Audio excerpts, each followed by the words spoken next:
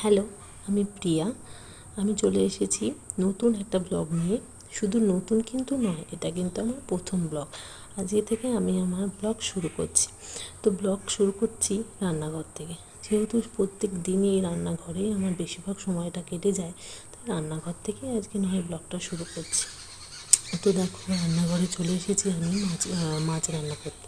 মাছগুলো দেখো আমার ভাজা হয়ে গেছে। এখন দিয়েছি তরকারিতে, কড়াইয়ে আলু ভাজতে। তো এই আলু ভাজা হয়ে গেলে এরপর দেবো আমি কচু ডাঁটা। তো এরপর দেবো কচু। কচু কিনে নিয়ে এসে বাজার থেকে, তো কচু অল্প দিয়ে দিচ্ছি মাছের ঝোলে। তো কচুটা যখন ভাজা হয়ে যাবে তারপর দেবো ডাঁটা। তো তোমরা সবাই দেখতে থাকো আমার মাছের ঝোলের রান্না।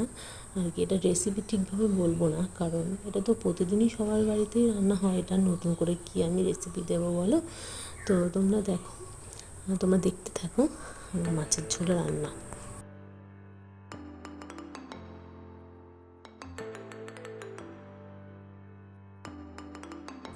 এখানে দেখো আমি মশলাটা মিক্সড করে নিচ্ছি।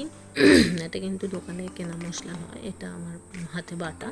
আমরা বাটা মশলাই খাই, আমাদের বাড়ির আমার শ্বশুর বাড়ির সকলেই বাটা মশলা খায়। তারা গুঁড়ো মশলা খেতে পারে না, তো সেজন্য আমি প্রত্যেক দিন বেটেই নিই মশলা। যত মশলা বাটা হয় সব বাটাই বাটা হয়। তো দেখো, এবার আমার সমস্ত কিছু ভাজা হয়ে গেছে। এবার মশলাটা দিয়ে দিলাম। এবার এটা নাড়াচাড়া করব। তো এটা হতে থাক। তো তোমাদের সাথে আমি কিছু কথা শেয়ার করতে চাই। দেখো, এখানে আমার মাছের ঝোল রান্না হয়ে গেছে। এবার মাছগুলো ছেড়ে দিচ্ছি। তো এরপর ভালোভাবে নাড়াচাড়া করে নামিয়ে ফেলবো মাছের ঝোল। তো আমি তোমাদের সাথে একটু আমার বাড়ি কোথায় সেটা আমি তোমাদের বলে দিই। আমার বাড়ি হচ্ছে ধাত্রীগ্রাম, বর্ধমান জেলার একটা ছোট্ট গ্রামে আমার বাড়ি।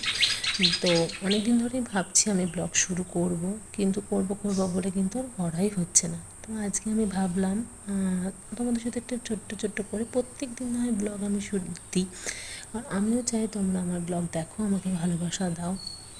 তোমরা কিন্তু সবাই আমার পাশে থেকো, আমাকে ভালোবাসা দিও। এটা হচ্ছে কাঁঠালের বীজ।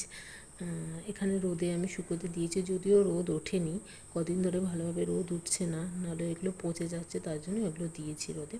তো চলো তোমাদের সকলকে আমাদের বাগানটা একটু ঘুরে দেখাই। এটা হচ্ছে আমাদের একটা বড় বাগান।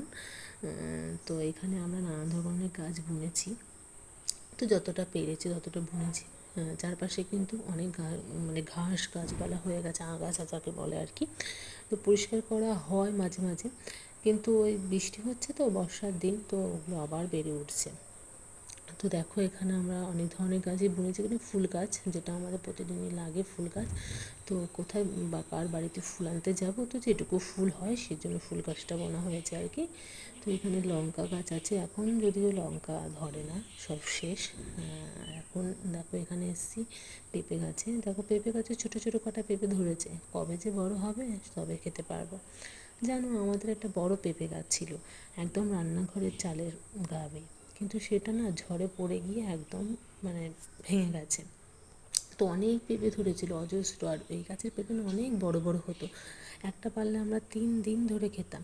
এবারে ও বাড়ি দেওয়া হতো, কত রাত দেওয়া হবে বলো, কে আর দিয়ে আসবে গিয়ে। আমার বাপের বাড়ি, আমার ননদের বাড়ি, মামা শ্বশুর বাড়ি, সবার বাড়িতেই দেওয়া হতো। দেখো, কথা বলতে বলতে এখানে আমি ভেন্ডি ভাজতে দিয়ে গেছিলাম, ঢাকা দিয়ে গেছিলাম। তো ভেন্ডি ভাজতে গিয়ে এক কাণ্ড করেছি। যেহেতু নতুন ব্লগ বানাচ্ছি, তো আমি না ব্লগ করতে গিয়ে ভুলেই গেছি যে আমি চিংড়ি মাছই ভাজিনি। আবার চিংড়ি মাছ ভেজে তারপর ভেন্ডি ভাজাই দিলাম। এদিকে দেখো, আকাশটা মেঘলা হয়ে রয়েছে, বৃষ্টি নামবে, একটুখানি পরেই বৃষ্টি নামবে।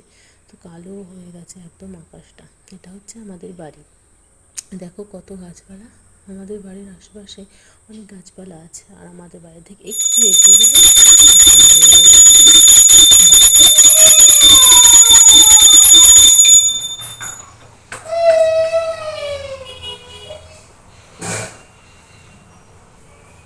এদিকে দেখো আমার পুজো দেওয়া হয়ে গেল। পুজো দেওয়ার পরে আমি আমার শ্বশুরকে ভাত খেতে দিলাম, আর এদিকে ছেলেকে ভাত খাওয়াবো।